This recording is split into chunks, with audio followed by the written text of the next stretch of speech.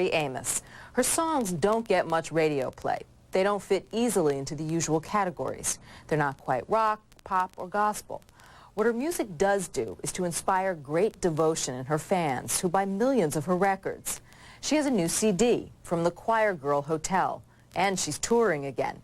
So we sent Rona Elliott along to find out what makes Tori tick.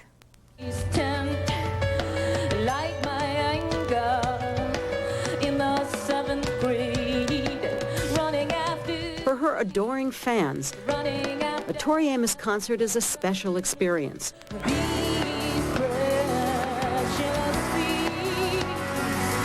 A communion of the spirit with the high priestess of pop. You're really there to kind of take people to the underworld. That's what you do. And everybody has to be given the liberty to bring whoever they want to bring. Listen to Tori Amos songs and you get a patchwork of mythology, feminism, and personal experience. The self-revelatory lyrics have prompted comparisons to the woman many say started all this, Joni Mitchell.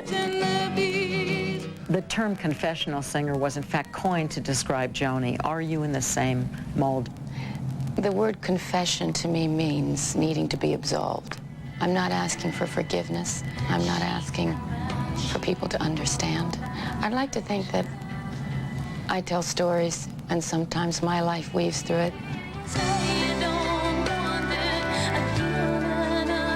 Amos's offbeat songs rarely get radio airplay, but she has sold millions of records, thanks to legions of loyal fans.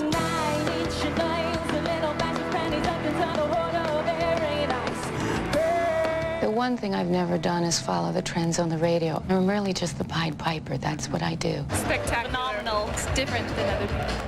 Tori Amos has always been different. She was a piano prodigy at 2. Her father is a Methodist minister, and she was raised in a strict Christian household. But Amos was encouraged to believe in her God-given talent. Our whole life revolved around the church, so that the only time that I had a break from all that was when I would escape into the piano. So I created this whole other world that they couldn't get into. God, sometimes you just don't come through. Today, her music reflects a very eclectic outlook on God and religion. God, sometimes you just don't come through. Where does your religious or spiritual experience really fit in to your creativity right now? My father's convinced that if I hadn't been a minister's daughter, I wouldn't have anything to write about. I think she had to go out into the world and find her own faith. Excuse me, but can I be you for a while? My dog won't bite if you sit real still. I got the Antichrist in the kitchen yelling at me again. As a child, Amos studied classical piano at Baltimore's Peabody Institute. But by the time she was 13, she was a rebel who desperately wanted to compose and perform her own music. So her father did something unexpected. He took her to look for work at nightclubs in Washington, D.C.'s Georgetown section. We had a problem of either doing that and getting her in an arena where she would continue her interest in the music, or maybe lose her in the teenage culture. I was in, disco gear, polyester pants and the polyester top, some platforms.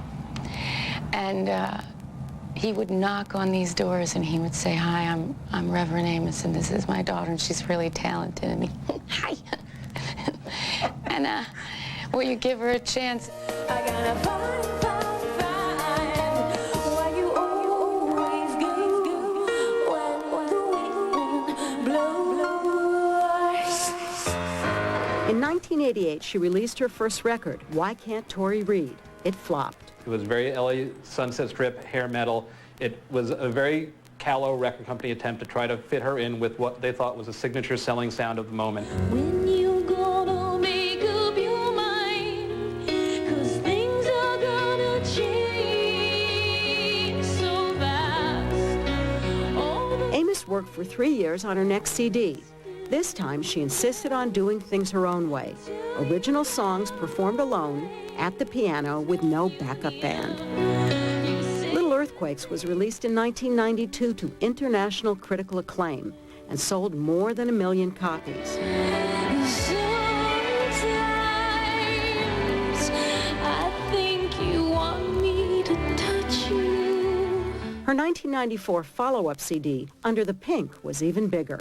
Past the mission light and smell the roses. Do you think your dad's comfortable with your success at the same time it questions a lot of stuff that his life has been about? My dad likes my success. He enjoys it for a lot of reasons. Yes, he's proud of me, and so is my mom. But I think that, I also think he likes it that I stir it up, because he has questioned a lot of things that he preached about for so many years. But her success was shadowed by a personal trauma. Amos had been raped in 1985. The goal that my shrink had for me was that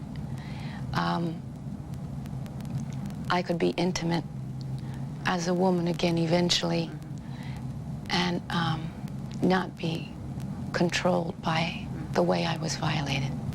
Amos, who has talked openly about her experience, founded RAIN, the Rape, Abuse, and Incest National Network. 1 out of every 10 children in America is sexually abused before the age of 18. Unlock the silence. If you need help, call RAIN, 1-800-656-HOPE. Amos's openness about her personal life has led to an unusually intimate relationship with her fans.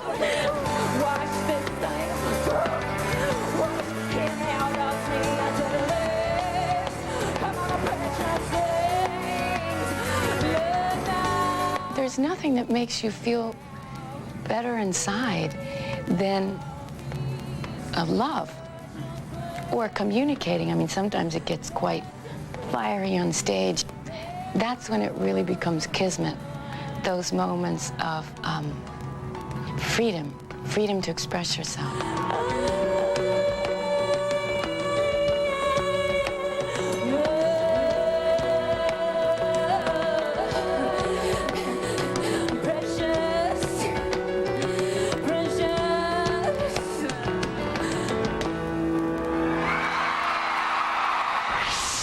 Tori Amos should be feeling pretty good these days. She'll be performing for the next 5 weeks, and she'll be traveling with her new husband, Mark Hawley, her sound engineer.